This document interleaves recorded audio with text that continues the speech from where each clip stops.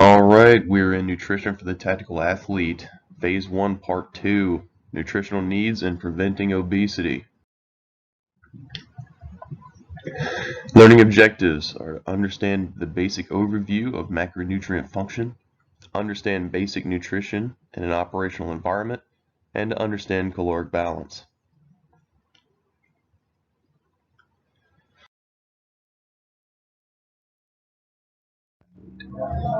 What is your definition of fitness? The Army's PRT manual states, to prepare soldiers to meet the physical demands of their profession, a system of training must focus on the development of strength, endurance, and mobility, plus the enhancement of the body's metabolic pathways.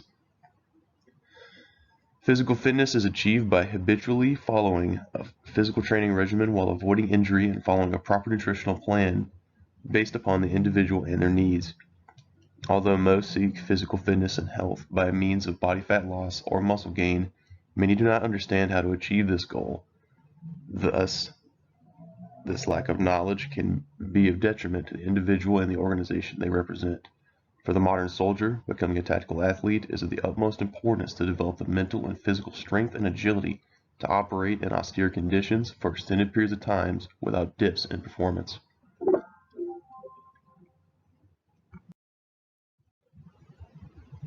Nutritional needs, macronutrients. We're going to go over the big three: carbohydrates, proteins, and fats. Carbohydrates are generally found in bread, cereal, corn, fruit, oats, pasta, potatoes, rice, vegetables, beans, lentils, that kind of thing. Protein, you already know: chicken, eggs, seafood, beef, turkey, that sort of thing. Fat is generally found in avocado, butter, canola oils, olive oils, flax seeds, sometimes in fatty fish like salmon, that sort of thing. Protein is a critical component to maintaining hair, skin, organ, and muscular function. If deficient in protein, the body can enter a catabolic state. Catabolism is the opposite of anabolism, meaning you are burning muscle mass to survive as opposed to building or maintaining. Being catabolic will result in decreased physical performance and lower energy levels, increased muscular soreness, fatigue, and pain. Again, as mentioned in the previous presentation, you notice this all the time when you're in the field. You wake up in the morning and your body just feels like it got just beaten down while you were asleep. Even though you may be used to athletics and pretty rigorous training sessions, you all of a sudden just feel stiff, rigid, sore, your body hurts, you don't really feel like functioning. This is usually why you're deficient in protein from MREs. Fats. Fats are required to maintain organ function, digestion, and are able to provide energy when the energy stores from carbohydrates run out.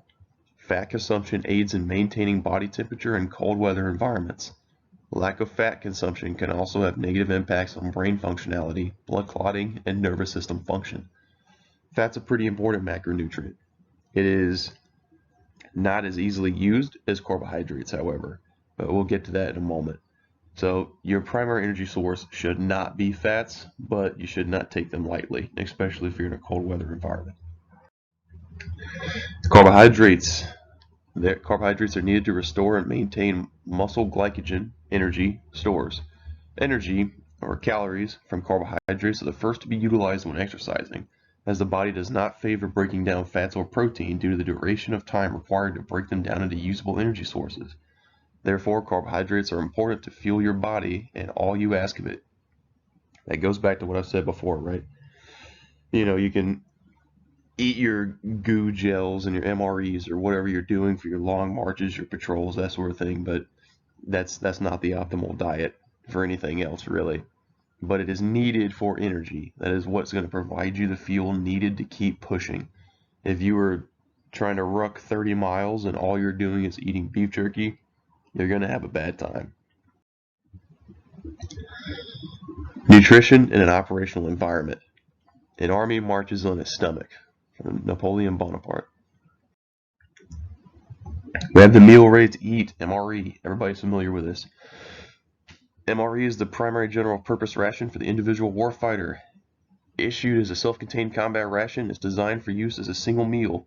Each MRE provides about 1,285 calories, including 40 grams of protein, 176 grams of carbohydrates, and 47 grams of fat, meeting or exceeding the nutritional standards for operational rations. As you can see, that's pretty reasonable calories, but pretty terrible on protein, right? It's a very terrible ratio on protein. Several ration components are fortified with specific vitamins and minerals to optimize nutritional content. In a field environment, however, warfighters often remove ration components to reduce the weight. If you do choose to field strip, don't remove your entree or fortified items such as beverage bases, chocolate protein drink, cheese spread, peanut butter, crackers, snack breads, pudding, fruits, or first strike bars. Otherwise, you won't have the energy and nutrients you need to perform optimally. Warfighters can consume MREs as their sole source of nutrition for up to 21 days. When the MRE is a sole ration, units also should be provided with supplements, for example, milk, and enhancements, for example, bread and fresh fruit, whenever possible. After 21 days, other appropriate rations should be included in the daily field feeding plan. Now, I can't think of anyone that could realistically force themselves to live off of MREs for 21 days without dying of constipation, but I guess it's doable. Generally, the less you have to eat of these, the better. Okay, again, you're getting tons of calories, tons of carbs, but you're getting very minimal protein.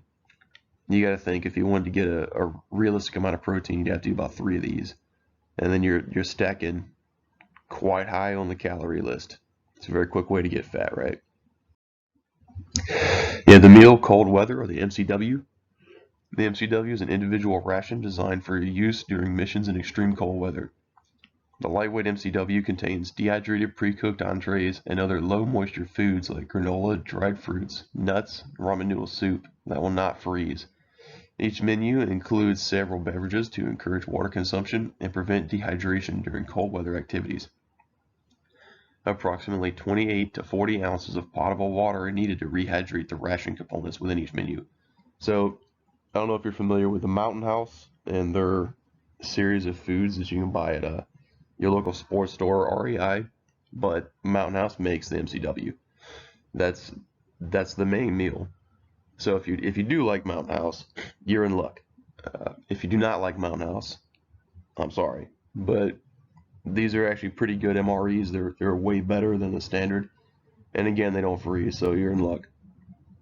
Anybody that's been to Colorado, for example, will know that the standard MRE will freeze, and the heaters will legitimately just stop working on them if it gets too cold. Or maybe the heaters do work, but they don't work well enough. So you just end up with this awkward, gelatinous meal that is really hard to stomach. So these thankfully bypass that, but you do need hot water. So that's where you'll need an MSR stove or a jet boil or something to boil up some water so you can actually cook these and eat them. Otherwise, you're eating, dried dehydrated eggs, and that's horrible. Each MCW menu contains an average of 1,600 calories, including 51 grams of protein, 227 grams of carbohydrates, and 58 grams of fat. 3 MCWs is food for 24 hours. And they provide more than 4,500 calories, which is needed to meet the increased energy requirements when conducting operations in extreme cold weather environments. So it's important to understand that the operations you're conducting is going to decide how many of these you actually need. Now, if you're out here snowshoeing, through pretty rough terrain and going for miles, yeah, you're probably going to need a lot of them. If you're dragging Akios and things like that, yeah, absolutely. But are you going to need 3 of these if you're sitting inside of a vehicle the entire time, but it's cold outside? No. The answer is no. So keep that in mind.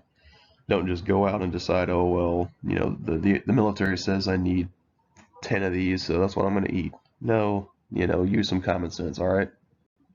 And then we have the first strike ration. The FSR is a compact, eat-on-the-move assault ration designed for use by an individual during short-duration, high-intensity missions. 3 FSRs is substantially lighter and more compact than MRE, enhancing warfighter consumption, nutritional intake, and mobility. The FSR contains familiar, eat-out-of-the-hand foods that require little or no preparation. Each FSR, which is food for 24 hours, provides around 2,900 calories, including 91 grams of protein, 421 grams of carbohydrates, and 98 grams of fat. As you can see, that is a lot beefier than the other options. Yeah, it's a lot more up there. That's all basically pocket food, things you can just have in the cargo pockets of your pants to dig out whenever you're ready. There's really no prep needed.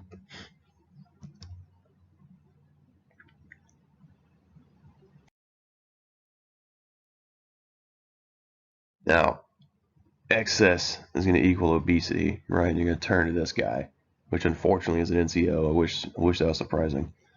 Consuming excess calories, regardless of whether the athlete is operating in the field or in a garrison environment, will lead to excess fat mass being developed. If you eat 6 MREs per day in the field, you're likely going to get fat. You should mitigate using the local shopper PX for meal times and instead have your meals pre-prepared for consumption in order to avoid accidentally overeating. And important, do not live off of DoorDash and Uber Eats as soon as you get off work. If you don't have any meal prep foods and you're too tired to cook, go to bed. Excess calories right before bed leads to obesity.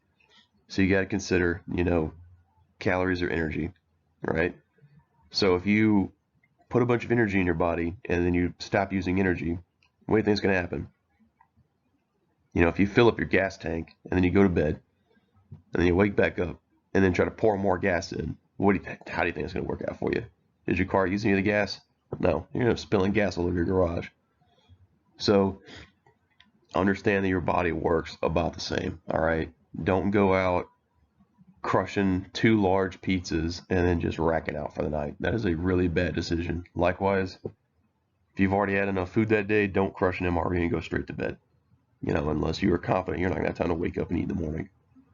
Usually, you can find time, but if you're truly worried about it, I guess that might work. And again, I've heard the debate all the time. It's like, well, I'm burning the calories because I'm in the field or I'm on mission. It's okay. It's not okay. You are not burning 10,000 calories because you rucked for 3 miles. Okay, your body is not that needy that it just cannot function without all that. Okay, so please use some common sense. Yes, you're burning a little bit extra calories, but the odds are it's not much. I have not been on many field exercises in my life that truly required me to eat, 4,000 or 5,000 calories. It really has not been necessary.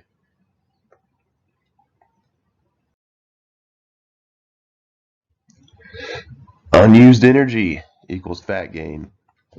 If you've just completed a 50-mile run and you consume a large meat pizza, you'll likely not gain any body fat.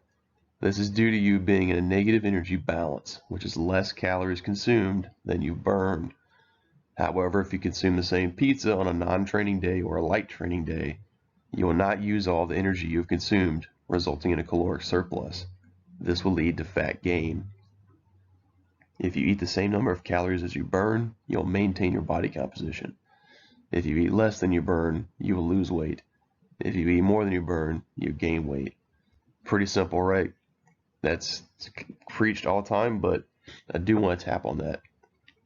You generally can eat whatever you feel like if you're in a pretty good deficit, okay? If your body has burned 10,000 calories that day and you've currently somehow consumed 0, yes, you can eat a pizza. Yes, you can eat a donut or 2 or however many. You can have some ice cream. You can do whatever you feel like because your body needs the calories. But what that does not mean is that pizza, ice cream, and donuts are healthy for you and that you can eat them whenever you want. I guess you can. You're physically capable, but you should not. Because if you do, that's going to more than likely turn into body fat. Because the odds of you burning enough calories to facilitate that are just low. Unless you've been maintaining a caloric deficit for a while. If you've been on a pretty good cut for a while, then yeah, it's reasonable. You might not gain any weight from eating a pizza or a couple of donuts or whatever you do, but generally speaking, this is a quick way to jack up your body comp. All right, in conclusion, to be an effective tactical athlete, you must understand and implement effective nutrition into your daily life. Military rations work well for field environments, though not in garrison. And I say that because that's important, unfortunately. I've known quite a few kids in the barracks that will collect MREs and eat them in their rooms while they're playing video games or doing whatever they do on the weekends. That is insane. Do not let that happen. You must adjust your caloric balance to maintain or lose weight, and excess energy, calories, leads to body fat gain. Now in the future, we'll get more into the weeds here. We're discussing, maintaining and losing weight and gaining weight, because as you may notice, it's not clearly specified here if it's lean body mass that's being lost or gained, if it's fat mass or if it is fat free. So we'll get more into that in the future. Don't worry. For now, we're just sticking with the general, lose or maintain weight. We'll get more into the in-depth, advanced stuff as time goes on, but I really want to make sure we've tapped on some of these more basic concepts before we get into all that. So I hope this class has been useful for you and you've learned something, or at least brushed up on something. Maybe you learned that cold weather MREs exist. I know that was a crazy discovery for me when I moved to my last studio station. But if you have any questions, please feel free to ask them. If you have any feedback, please let me know. Otherwise, see you in the next one.